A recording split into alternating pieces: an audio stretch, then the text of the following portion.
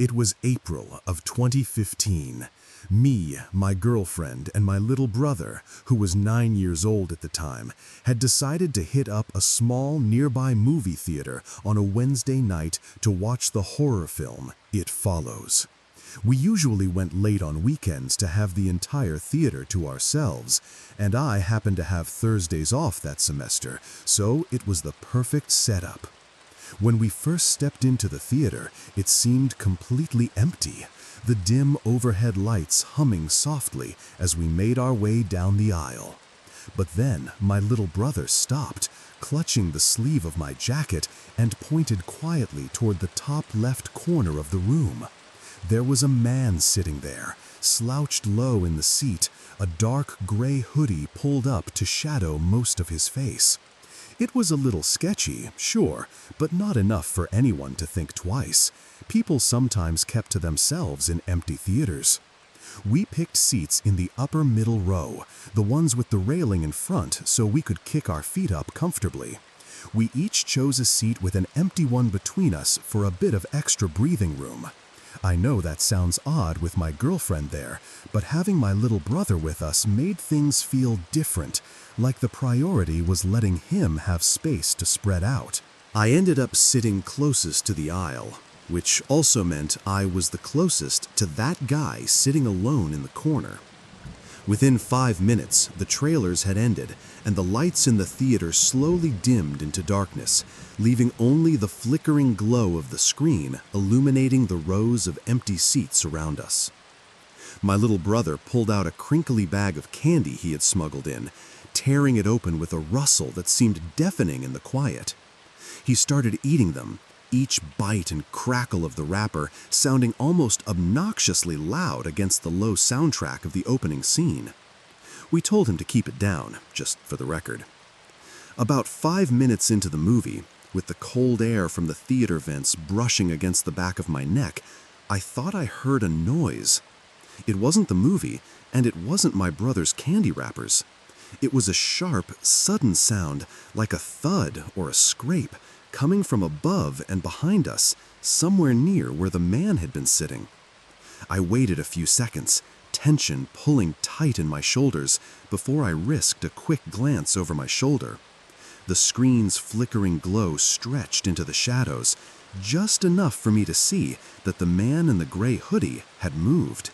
He was no longer in the top corner seat.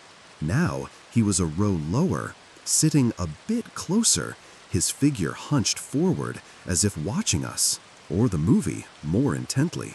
It was odd, unsettling even, but again, I didn't give it more than a second of thought. After all, people moved around in theaters all the time. Another 5 minutes slipped by as the movie started to get interesting, pulling the audience into its slow, creeping tension. But then, from behind us, I heard something again.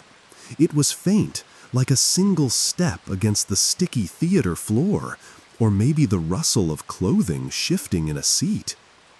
I waited until I thought it wouldn't look too obvious, then turned my head, just enough to see over my shoulder.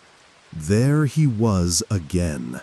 The man in the gray hoodie had moved another row closer to us, silently, without drawing any attention, except mine.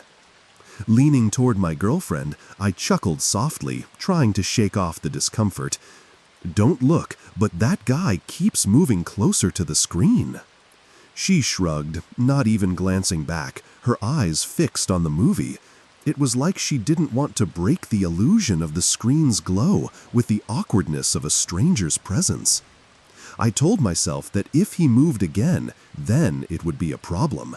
But for now, I forced myself to focus on the movie, letting the soundtrack wash over the prickle of unease crawling across my shoulders. I'd say it was another 5 minutes later, maybe less, when, without even hearing anything this time, I turned around out of sheer curiosity, the tension too heavy to ignore. My eyes scanned the rows quickly, and there he was again, another row closer. But this time, it was different.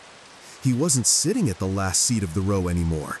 Instead, he had moved further down the row, closer to the center, directly in line with us. He was only 3 rows behind now, close enough that I felt like if I turned around fast enough, I might catch him staring. I felt a chill as I nudged my girlfriend, my eyes flicking back toward the screen, pretending everything was normal.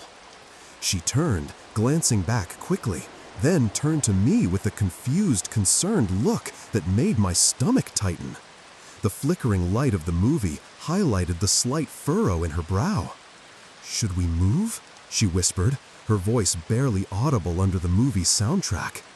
I shook my head slightly, leaning in closer.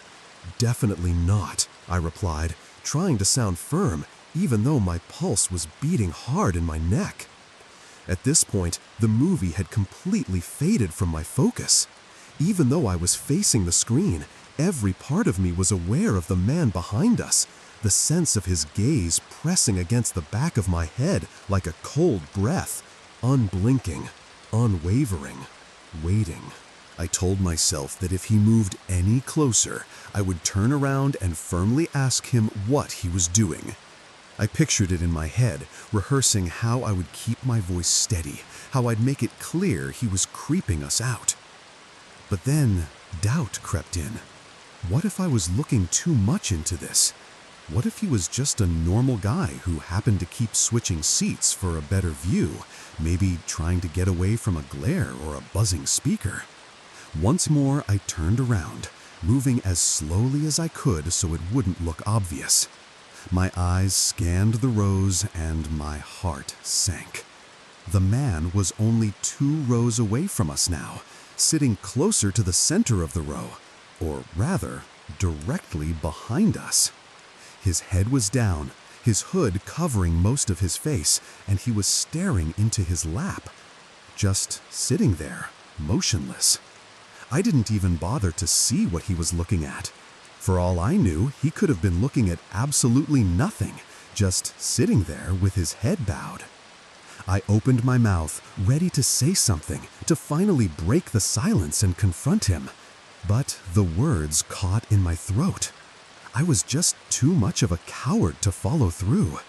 I was only 16 last year, skinny, still figuring out how to stand up for myself. And the weight of the dark room and the movie's muffled soundtrack pressing around us didn't help. During a slower part of the movie, my little brother got up, stretching and stepping past us to head to the bathroom. His small figure disappeared down the aisle, the light from the screen flickering across his back.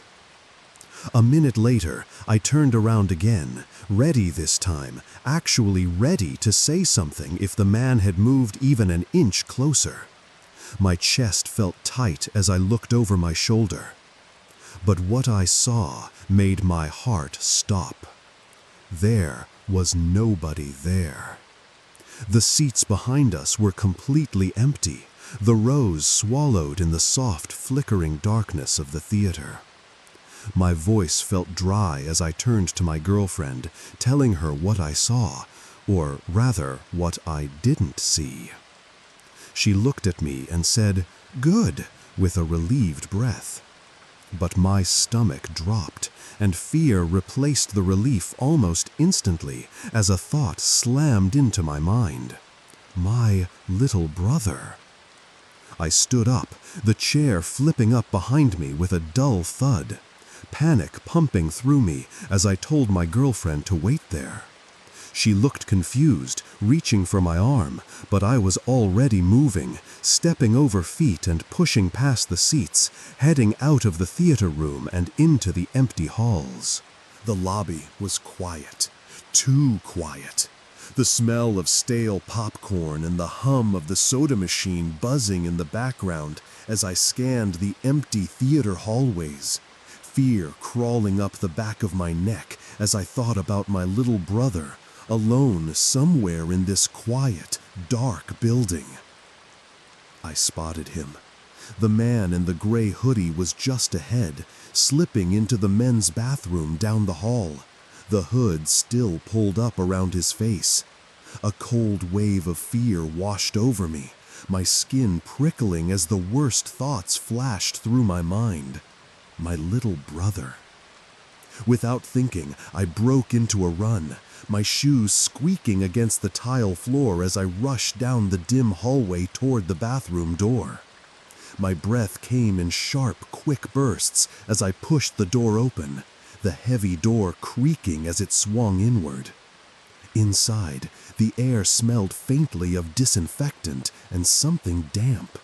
The hum of the overhead light filled the silence, but what I saw made my stomach twist. The man was on his knees, right there on the grimy bathroom floor, leaning down with his face close to the tiles, peeking under the two stall doors. His hands were pressed against the floor, fingers splayed as he tried to look into the stalls, moving slightly from one side to the other. Then he lifted his head, turning it toward me. I saw just a glimpse of his face under the hood, but it was enough to send a jolt of fear through me.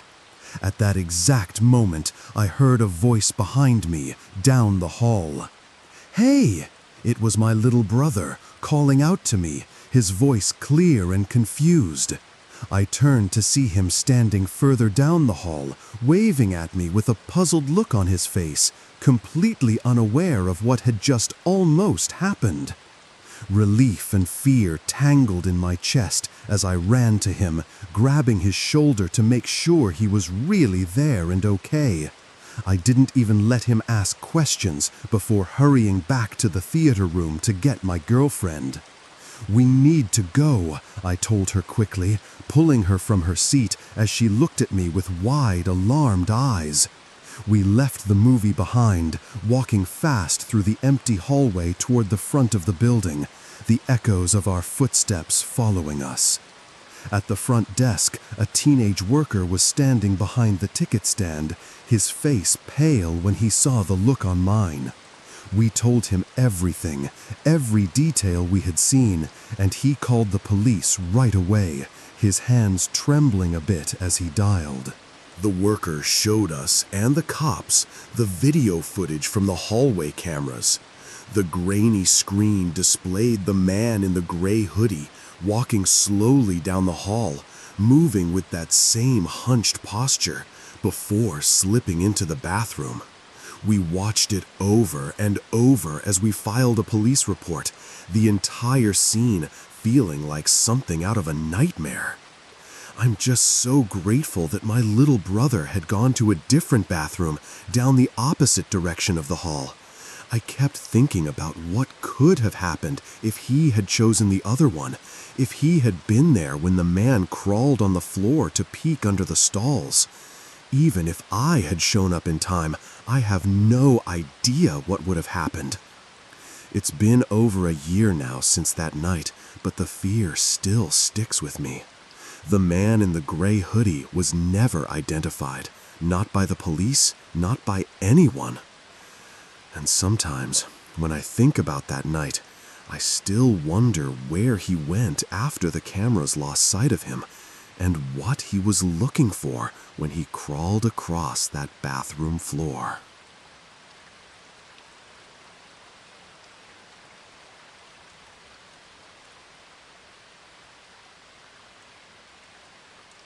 Back in 2008, Cloverfield was one of the biggest movies of the year, and I desperately wanted to see it.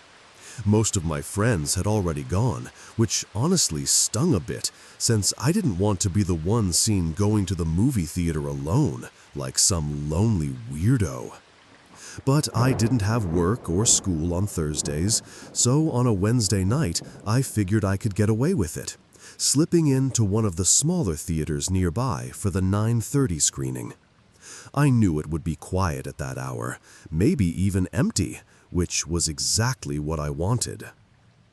When I showed up, the place was practically deserted.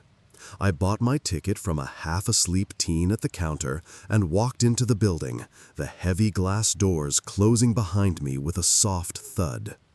The lobby was dead, with only the faint hum of the vending machines and the flicker of a dusty overhead light keeping me company. I stepped into the theater, and to my surprise, There wasn't a single person inside. Not one. Just rows and rows of empty seats facing the glowing screen, waiting. There were two large sections of seats in the theater, split by a short wall. I chose a seat in the bottom row of the upper section, just behind that little dividing wall, thinking it would give me the best view without anyone blocking it, even though there was literally no one there to block it anyway. As the movie started, the booming sounds of Cloverfield filled the room, drowning out the creaks of the building settling and the faint hum of the projector.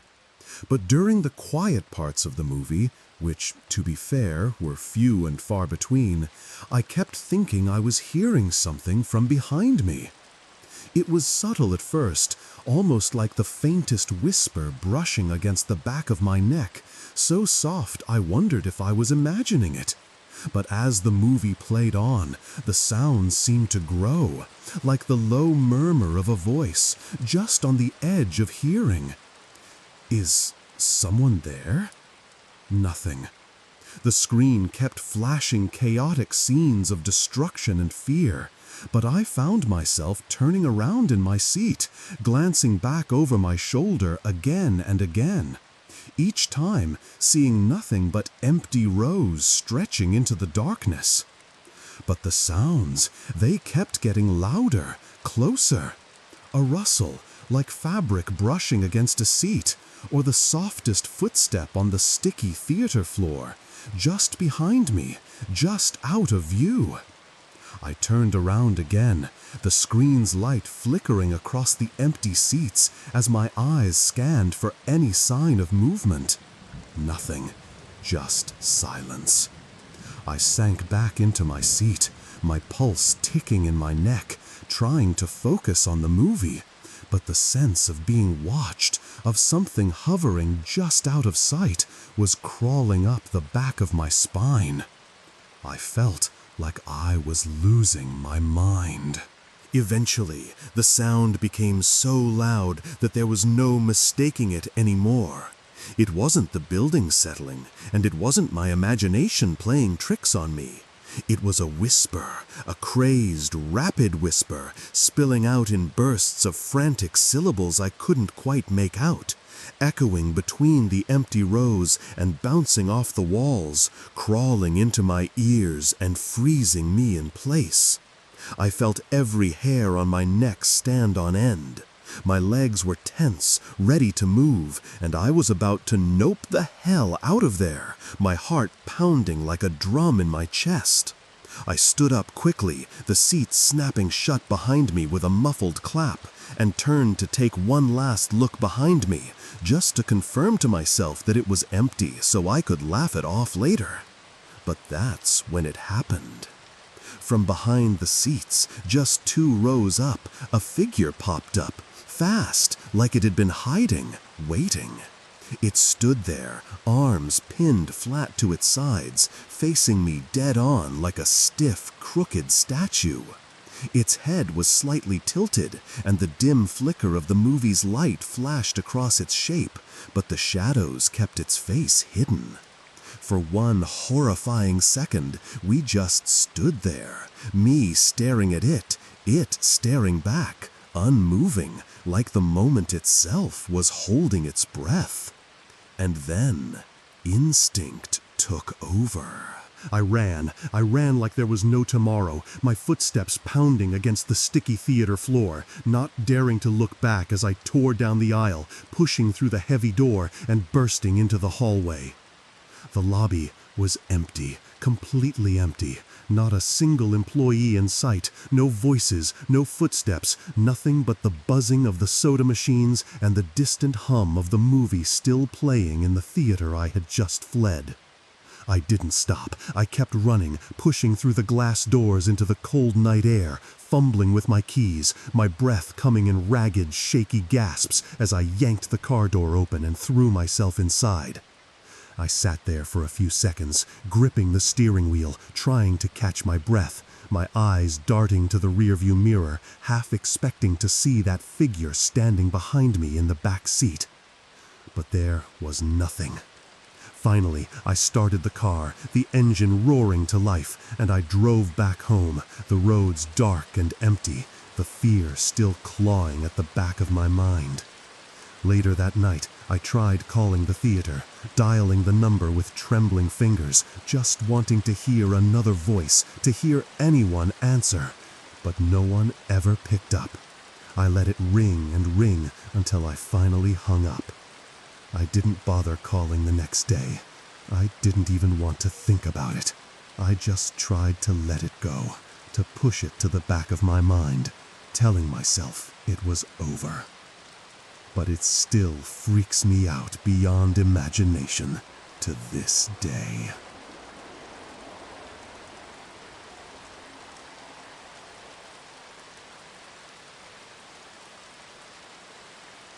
One of my first jobs was working at a movie theater in Huntington, out on Long Island.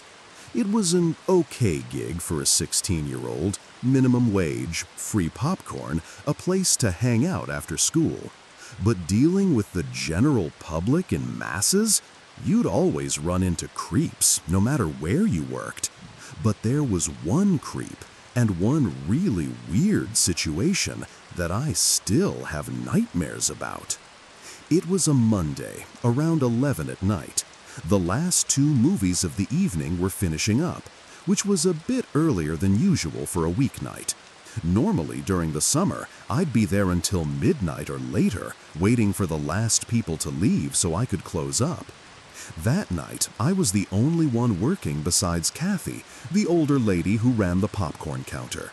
She was in the process of closing up for the night, counting the drawer and wiping down the counters, humming softly to herself between tasks.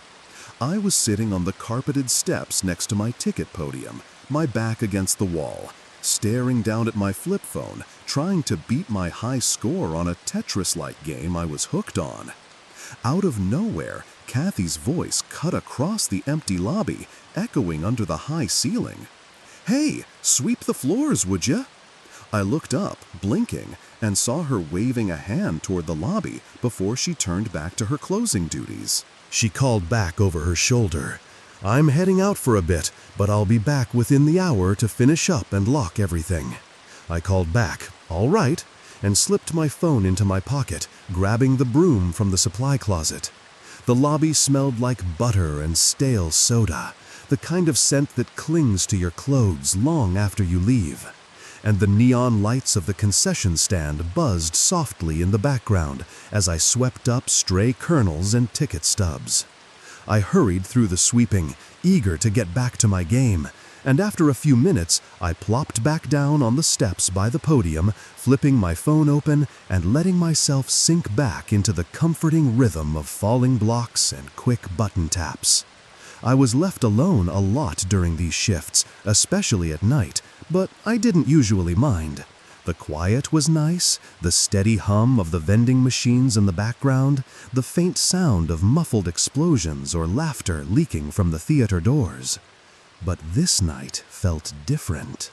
This was the one time during my shifts that the thought crossed my mind. If something bad were going to happen, like a late-night robbery, this would be the perfect time for it. Nobody around, a 16-year-old kid at the front, and a cash drawer sitting under the podium. And that thought was enough to make me glance around the empty lobby every now and then, the glow from the neon signs reflecting off the dark glass doors, waiting for something I couldn't quite name. Suddenly, I heard the front door to the theater pull open with force, the loud thud echoing through the empty lobby. My head snapped up, eyes locked on the doorway leading to the lobby entrance, which was partially blocked by the wall that separated it from the ticket podium. I froze, waiting, listening for footsteps, hoping, praying it was just Kathy coming back. After all, she would have locked the doors at this hour, right? "Kathy?" I called out, my voice sounding too small in the emptiness. But it wasn't Kathy. Instead, an upper middle-aged man stepped around the corner, wandering in with slow, deliberate steps. He wore a big, brown, faded jacket that looked like it hadn't seen a washing machine in years. His eyes found mine immediately, locking onto me with a heavy, unwavering stare that made my stomach twist. He had that intimidating look, like Vincent Pastore from The Sopranos, broad shoulders, heavy-lidded eyes, and a hard set to his jaw, like he was used to getting what he wanted without asking. I swallowed, forcing myself to speak up. We're closing up," I said, trying to keep my voice steady. "So you're going to have to leave." He kept staring at me, his face unreadable, and mumbled something under his breath. I could barely catch it, but it sounded like, "Is Kathy here?" I shook my head quickly. "No."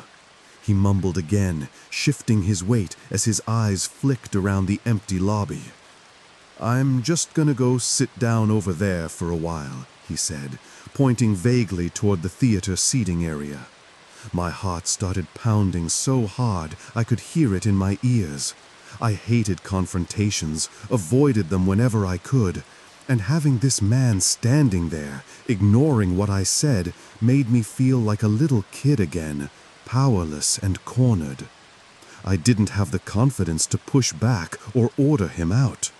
So I just sat back down on the carpeted step by the podium, flipping open my phone and pretending to be absorbed in my game, tapping buttons while sneaking glances at the man as he wandered off to the seating area and disappeared from view. In reality, I wasn't playing the game at all. My thumbs were fumbling as I quickly opened the text function on my old flip phone, the tiny screen lighting up as I typed out a shaky message to Kathy. "Some weird guy here for you." But with those old flip phones, it took forever for texts to send, the little envelope icon blinking slowly on the screen as I waited. Even longer for people to actually check their messages. Every second felt like an hour as I sat there, the silence of the empty lobby pressing in around me, waiting for Kathy to respond, and for that man to either leave or come back. By the time the text finally sent, the tiny envelope icon disappearing from the screen, I looked up and noticed him. The man was now across the room, sitting on a bench near the wall, and he was literally watching me. His head was tilted just slightly, eyes locked onto me, unblinking, like he wasn't even trying to hide the fact that he was staring. A wave of discomfort crawled up my spine, but I wanted to show him I was annoyed, that I wasn't just some scared kid he could creep out. So, in a move that only my stupid 16-year-old self would think was clever, I stood up, walked up the 3 carpeted stairs, and sat down on the bench that was positioned in front of a wall. It blocked my view of him completely, and I thought it would send a message that I didn't care to even look in his direction. What I didn't realize, what I should have realized, was that this move let him do whatever he wanted without me seeing a thing. Within minutes, the weight of the silence and the gnawing feeling that I was being watched again made me realize how dumb this was. I stood up, walked back down the steps, and returned to my usual spot on the carpeted stair next to the podium. But now, the man was gone. The bench was empty, and there was no sign of him anywhere in the lobby. My eyes scanned the room, my heart thumping as I listened for any sound, any sign of movement, but there was nothing. Just the hum of the lights and the faint chatter of the last moviegoers filtering out from the theaters. It was around this time that Kathy finally came back, just as the last of the moviegoers were leaving for the night. I wasted no time telling her about the guy, the man who was watching me and wouldn't leave. She sighed, shaking her head, and admitted she had left the front door unlocked by mistake. The tension in my shoulders didn't go away, but at least now it made sense how he'd gotten in. I spent the next 10 minutes sweeping up in a few of the auditorium rooms, the smell of butter and spilled soda lingering as I pushed the broom under the seats, the flickering screen light illuminating the floor in waves. When my shift was finally over, Kathy asked me to do one last favor before I left. "Can you bring the mop bucket and the broom down into the storage den before you head out?" she asked, already turning to wipe down the counters again. I nodded, trying to shake off the lingering unease, and grabbed the mop, broom, and bucket. I walked to the door in the lobby that led to the storage area, pulling it open slowly as the hinges creaked in the quiet. The air grew colder as I stepped down the half-lit concrete stairs, the overhead bulb buzzing faintly, casting long shadows along the walls as I descended, the bucket bumping lightly against each step. When I reached the bottom, I turned, stepping behind one of the big boilers to place the mop and broom in the corner. And that's when I saw it. Tucked away in the corner, behind the shadows, was an arm. Just an arm, pale and still, sticking out from behind the boiler. It was him. The man from the lobby, crouched and pressed against the wall, was very clearly trying to hide, but I could see him as clear as day in that dim, cold light. The sleeve of his big brown jacket bunched up around his wrist. And in that instant, the cold concrete floor beneath my feet felt like it dropped away, the weight of fear crashing down on me as I realized he had been there, waiting the entire time. I pretended like I didn't notice him. Heart hammering, I turned away from the boiler, keeping my pace steady as I walked back toward the stairs, each step echoing against the cold concrete walls. My hands felt clammy around the mop handle, and it took everything in me not to look back, not to let him know that I saw him crouched there in the shadows. I climbed the stairs, each step heavy, and when I reached the top, I pulled the door shut behind me, twisting the lock with shaking fingers before letting out a breath I didn't realize I was holding. Then I ran. I ran straight to Kathy, who was finishing up behind the counter, and the fear in my voice must have been obvious because she immediately stopped what she was doing and looked at me. Without a word, she went to check the camera footage first, pulling up the grainy black and white feed from the storage den and the lobby. And that's when things got disturbing. While I was hiding, trying to keep out of sight from that man, the surveillance cameras showed him getting up from the lobby bench and leaving the theater through the front doors. Kathy's eyes widened as she leaned closer to the screen, pointing at the grainy figure as he exited. "That's my ex-husband," she said, her voice flat, but I could hear the tension underneath. My heart felt like it started to drop, a sick heaviness spreading in my chest as her words sank in, pieces of the situation starting to click together in my head. "I'm telling you, there's somebody down there," I insisted, my voice shaking, remembering the arm tucked behind the boiler, the way he had been hiding. Kathy didn't respond right away. Instead, she pulled out her cell phone and started dialing, but it wasn't 911. She was calling her ex-husband. She pressed the phone to her ear and, without looking at me, walked out of the building.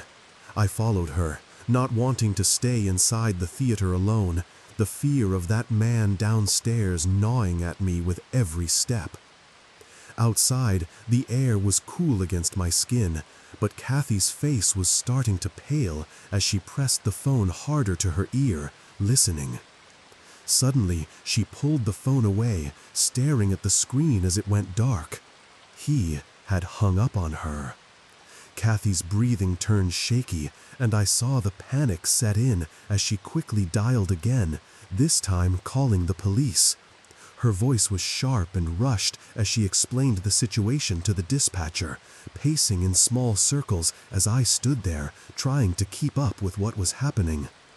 When she hung up, she was full on panicking, tugging at my sleeve as she pulled me further away from the building. And then, between breaths, she explained what she had just told the cops, and it shocked me to my core. Her ex-husband had come to the theater that night, not to visit, not to see a movie, but to get her out of there. Apparently, he had gotten himself into some kind of trouble with a guy he knew, a guy who, for reasons I still can't even begin to understand, had threatened to kill Kathy. And that guy? He was the one hiding in the storage den. Within minutes, cop cars pulled into the parking lot, sirens blaring, lights flashing blue and red against the dark windows of the theater.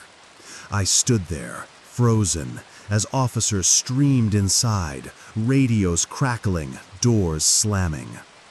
They came out minutes later with a man in cuffs, some old Italian mobster-looking guy, heavyset with slicked-back gray hair, wearing a cheap suit that looked rumpled and stained under the flashing lights.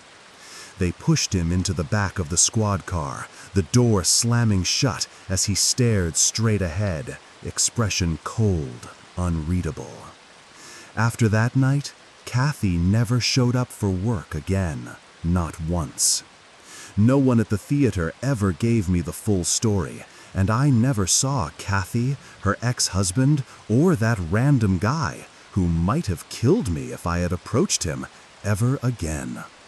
For a while, I was the coolest guy at the theater, because I was the one who had witnessed it all, the one with the story everyone wanted to hear during slow shifts. But the truth is, I just wish I had gotten the full story, because even now it still gets under my skin, and I can't help but wonder how close I was to being in the wrong place at the wrong time that night.